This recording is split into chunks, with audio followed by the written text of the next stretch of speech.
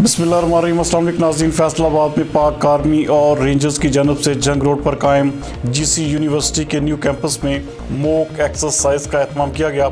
हमारे divisional bureau chief मियां एजाज हसन के मुताबिक इस मॉक एक्सरसाइज का मकसद कोरोना वायरस के मुमकिन खदशात के पेश नज़र कानून नाफिज करने वाले इदारों समेत दीगर ड्यूटी स्टाफ को मुमकिन हंगामी सूरत हाल से बेहतरी के एहसन निमटना था। इस एक्सरसाइज की निगरानी पाक आर्मी के आला ऑफिसर ने की।